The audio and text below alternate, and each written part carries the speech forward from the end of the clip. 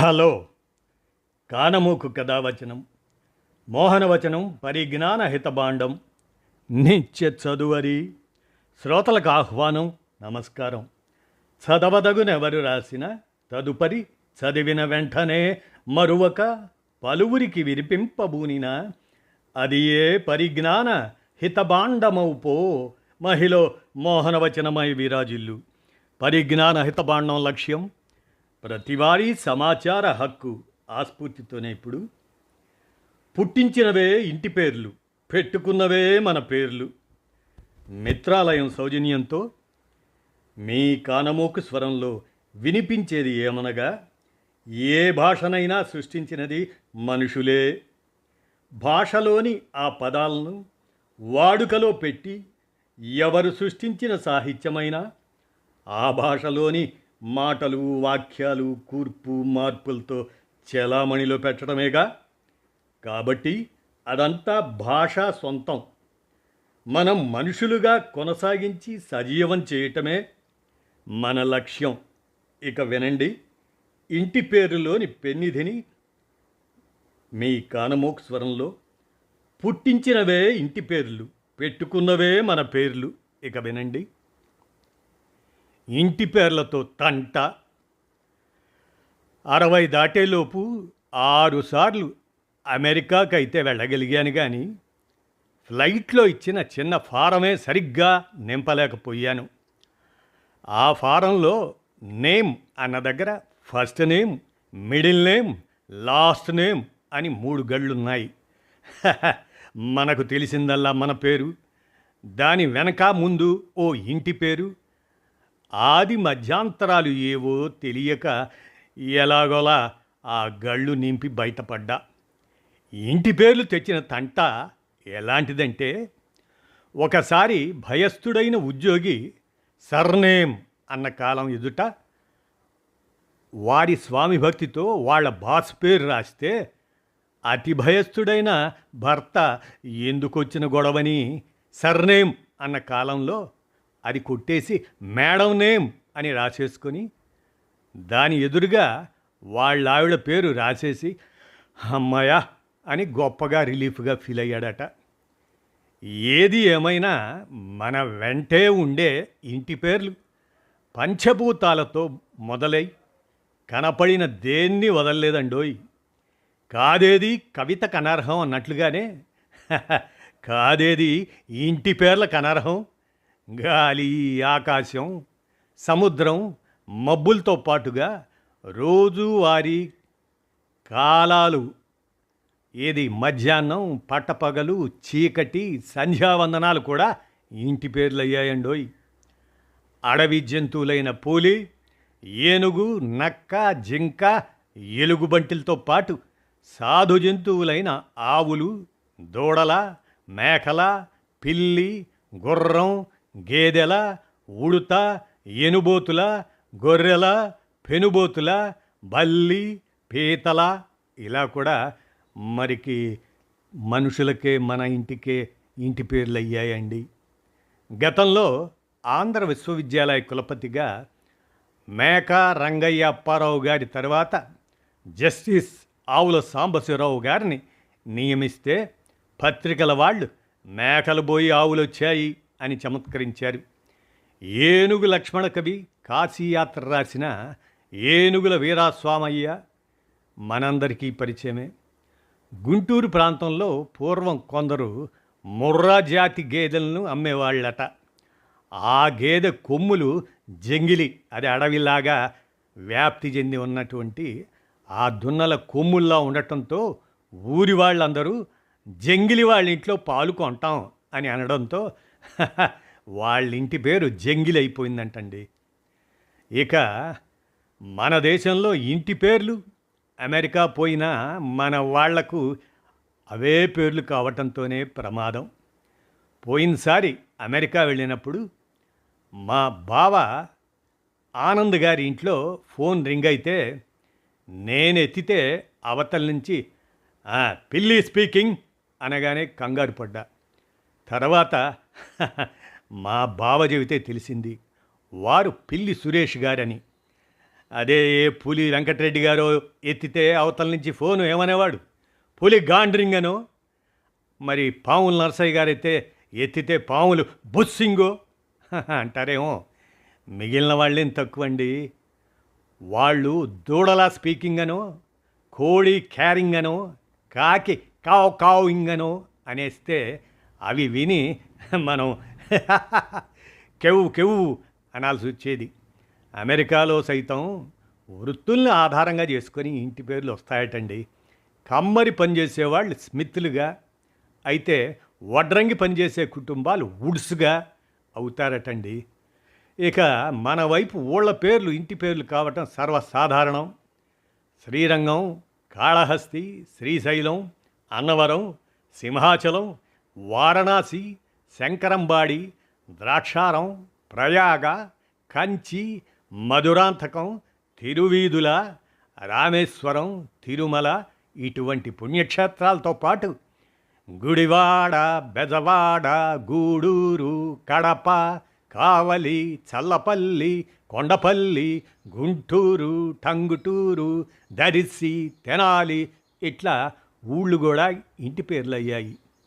ఇక నీళ్లకు సంబంధించిన చెరువు, బురదగుంట, కోనేరు, తూము, నూతి, కడలి, రేవు, కలువ కొలను, సరే మా ఇంటి పేరు కాలువ, అలా కాలువ కూడా ఇట్లా నీటికి ప్రత్యామ్నాయాలైన ఇంటి పేర్లు అయ్యాయండి. ఇక పక్షులైన డేగలు, కోడి, పిచ్చుకలు, కాకి, పావురాల, నెమలి, కొంగర, చిలక, పిట్టల, గువ్వల ఇవి కూడా ఇంటి పేర్లే. కోడి రామ్మూర్తి గారు గతంలో గొప్ప మల్లయోధులు. ఇలాంటి ఇంటి పేర్లతో ప్రమాదం ఏమిటంటే, డేగల వారింటి అబ్బాయికి పిచ్చుకల వారింటి అమ్మాయిని ఇవ్వడానికి వెనుకాడతారేమో. అసలే మన జాతకాలు, అదే హొరాస్కోప్ కాదు, హారర్స్కోప్ అది. అవి చూసేవాళ్ళు దేవగణం, రాక్షసగణం, మనిషి గణం అని లెక్కలేసి అమ్మాయి పులి అయితే అబ్బాయి పిల్లి అయ్యాడనో భయపడి పులి తినేస్తుందని, కాకపోయినా అది జరిగేది, పెళ్ళికి వెనకాడతారు. ఇక లోహాలైన బంగారు, కంచు, రాగి, రెడ్డి, కనక మేడలు, ఆభరణాలైన ఉంగరాలు, వడ్రాణం, సవరం, మెట్ల, కట్టుపోగుల, గాజులు, కడియాలతో పాటు పగడాలు, ముత్యాలు, మాణిక్యాలు, రవ్వలు, వజ్రం ఇవి కూడా ఇంటి పేర్లు అయ్యాయండోయ్. ఇక పనిముట్లైన తాపి, వడంబం, ఉలి, వానం, సుత్తి ఇలాంటివి కూడా ఇంటి పేర్లే. ఇక తాపి ధర్మారావు గారు గొప్ప రచయిత, సినీ దర్శకులు, తెలిసిందే కదా. ఇక ఉత్తర భారతదేశంలో ఇంటి పేర్ల కథ వేరే విధంగా ఉంటుంది. అగ్నిహోత్రం చేస్తే కుటుంబాలు అగ్నిహోత్రులు. వారణాసి ప్రాంతంలో 4 వేదాలు చదివిన పండిత కుటుంబీకులు చతుర్వేదులైతే, 3 వేదాలు చదివిన వారు త్రివేదులు, 2 చదివితే ద్వివేది, సామవేదం చదివితే సామవేదం వారు అవుతారు. ఇక అదే ఫ్లోలో ఏ వేదము చదవని కుటుంబీకుల్ని నిర్వేదులు అనాలేమో మరి. ఇక బెంగాలీలో బందోపాధ్యాయులు, ఛటోపాధ్యాయులు, ముఖోపాధ్యాయుల్ని ఎక్కువగా చూస్తాం. నా పరిమిత జ్ఞానంతో ముఖోపాధ్యాయులంటే ముక్కుతో చదివేవారేమో అనుకునేవాడిని. వాజపేయులు, సోమయాజులు ఇలాంటివి మరి యజ్ఞాలు చేసేటువంటి వాళ్ళ ఇళ్ల పేర్లు అయ్యి ఉండొచ్చు. వాజపేయ యజ్ఞం, సోమయాజులు ఇవన్నీ కూడా ఉత్తర భారతదేశంలోని పేర్ల మీద మోజుతో మన ప్రగతిశీలురైన మన తెలుగు సోదరులు కూడా కొందరు చాలా కాలం కిందటే వాళ్ళ పిల్లలకు ఠాగూర్ అనో, రాయ్ అనో, చటర్జీ అనో, బెనర్జీ అనో, గాంధీ అనో, బోస్ అనో పేర్లు, సొంత పేర్లు పెట్టేశారు. ఇళ్ల పేర్లు వాళ్ళకి ఆనాటివి. ఇలా పేర్లు పెట్టడం బాగానే ఉంది, కానీ నిజానికి అవి వాళ్ళ పేర్లు కావు, హౌస్ నేమ్స్. మరి ఇది గుర్రాన్ని వదిలి కళ్యాణ్ణి పట్టుకున్నట్టే ఉంది కదా. ఆ బోసులు, చటర్జీలు, బెనర్జీలు లాంటివి. సరేలేండి, పేరు ఏదైనా తెలియలేండి, అటువంటి పెద్దల పట్ల మన వాళ్ళకు గల గౌరవాలు, భక్తి ప్రపత్తుల్ని మనం మెచ్చుకుందాం మరి. ఇక సంగీత ప్రపంచానికి చెందిన సంగీతం, చిడతల, మేళం, అందెల, గజ్జెల, తప్పెట, సన్నాయిలు వీటితో పాటు ఇక రణరంగానికి చెందిన ఈటెల, బల్లెం, కత్తుల, ఉండేలు, బాణాల, కత్తి, రంపాల ఇవి కూడా ఇంటి పేర్లు అయ్యాయండి. ఆ మధ్య నేను రాష్ట్ర విభజన తర్వాత వెలగపూడి సచివాలయంలో ఉద్యోగం చేసే క్రమంలో మరి ఆ దారిని పోతుంటే ఆ పక్క ఒక బ్యానర్ కనపడింది. ఆ బ్యానర్ మీద ఏంటంటే ఒక అబ్బాయికి 12-13 ఏళ్ళ అబ్బాయికి పంచెలు కట్టించేటువంటి ఉత్సవం, అది ఆ బ్యానర్ అనమాట, ఫ్లెక్సీ అనమాట. ఇంతకీ ఆ పంచెలు కట్టిస్తున్న వాళ్ళు గోచిపాతల వాళ్ళంట. వారి ఇంటి పేరు గోచిపాతలు కావాలా. గోచిపాతల వారి పిల్లవాడి పంచెల వేడుక అనేటువంటి ఆ ఫ్లెక్సీ చూసి నవ్వొచ్చింది నాకు. ఇలా ఉంటాయి సరదాగా. ఇక మనం వృక్ష సంపద నుండి ఇళ్ల పేర్లు కూడా గమనిస్తే అడవివారు తోట, అరణ్య, టేకు, వెదురు, రావి, తుమ్మల, మర్రి, తాడి, మామిడి, నేరెళ్ళ, చింత, జామి, నిమ్మల, నిమ్మకాయల, తోటకూర, వంకాయల, ఉల్లి, ఇలా వీటితో పాటు ఇక వండుకు తిన్న పచ్చి పులుసు, తీయగూరలు ఇవి కూడా ఇళ్ళ పేర్లేనండి.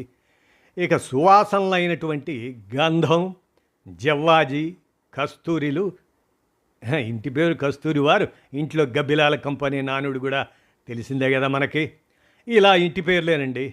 ఇక మా మేనమామ గారి ఇంటి పేరు కస్తూరే, కానీ వాళ్ళ ఇంట్లో గబ్బిలాలు లేవండోయ్. పూలు, ఆ పూల కుటుంబం నుండి ఇళ్ళ పేర్లు చూస్తే పూదోట, పుష్పాల, పువ్వుల, సంపంగి, మల్లెల, మొగిలి ఇలా ఉన్నాయండి. ఇక మనకి ప్రఖ్యాత గాయకుడు, నటుడు పువ్వుల సూరిబాబు గారు, వారు గొప్ప రంగస్థల నటులు, వారి గురించి తెలిసిందే. ఇక పాలుకు సంబంధించినటువంటి పలు రూపాలైన ఇళ్ళ పేర్లు గమనిస్తే పాలపర్తి, మజ్జిగ, పెరుగు, వెన్న, నేతి, చల్ల ఇలాంటి ఇంటి పేర్లు ఉన్నాయి. ఇక మరి దినుసుల్లాగా అల్లం, మిరియాలు, శొంఠిలతో పాటు కారం, ఉప్పు, బెల్లం ఇవి కూడా ఇంటి పేర్లే. ఇక అలాగనే వీటితో తయారు చేసిన పాయసం, పానకం, గంజి కూడా ఇంటి పేర్లేనండోయ్.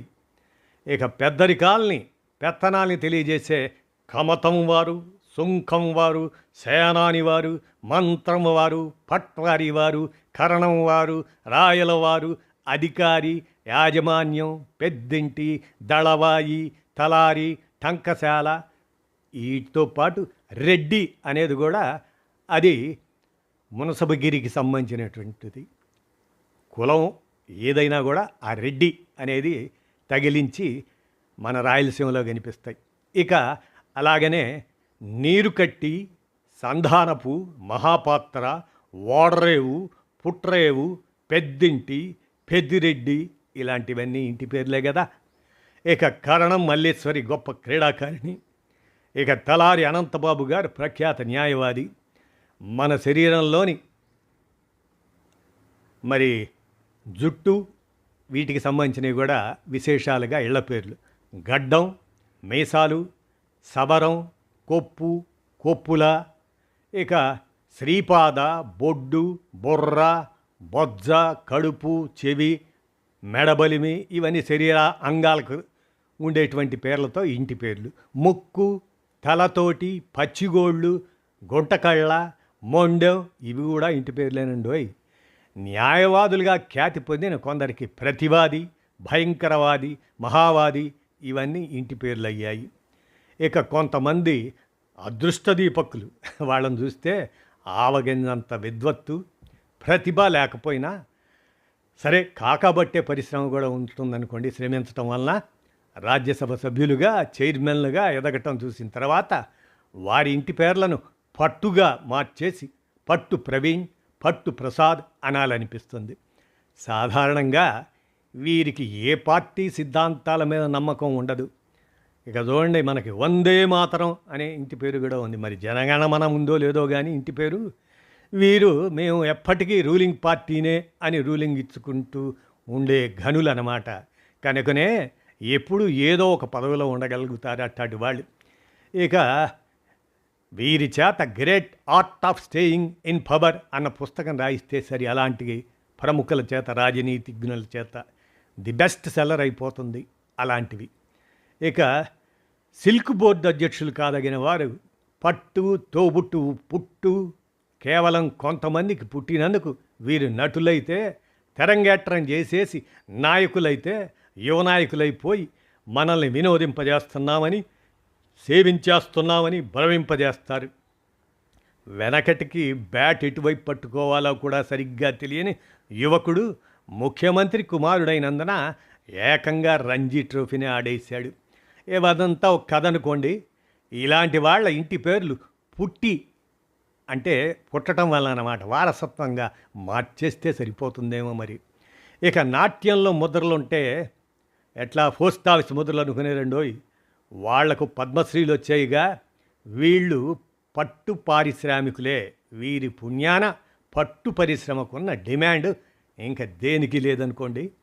ఇక దేవతారాధనకు సంబంధించిన దీపాల, కర్పూరం, పరమాత్ముని, దేవభక్తుని, దర్భసైనం, బృందావనం, ఆయాచితం, నఠేశం, అగ్నిహోత్రం, అగ్రహారం, పూజారి, మహంకాళి, శ్రీరామ కవచం, సంకీర్తనం, సుదర్శనం, అర్చకం, పంచాగ్నుల, పండితారాజ్యుల, శ్రీరామ్, ద్వాదశి, నమశివాయ, విష్ణుమొలకల, సరస్వతుల, భాగవతుల, రామాయణం, గుడి సేవ, గుడిమెట్లు ఇలాంటివి ఇంటి పేర్లు. పెళ్లికి సంబంధించిన కళ్యాణం, మేళం, అగ్నిహోత్రం ఇంటి పేర్లే. కళ్యాణం రఘురామయ్య గారు మన తొలి సినిమా కృష్ణులు, ఈలపాటకు ప్రసిద్ధులు. మరి కళ్యాణం వారు మన నరసరావుపేటలో కూడా ఉన్నారనుకుంటా. ఇవన్నీ పోగా ఏ కోవకు చెందని ప్రత్యేకంగా అనిపించేవి కర్ర తలుపులు, కిటకిట వాకిళ్ళు, కిళ్ళి, అధ్వానం, చప్పిడి, కొండబోయిన.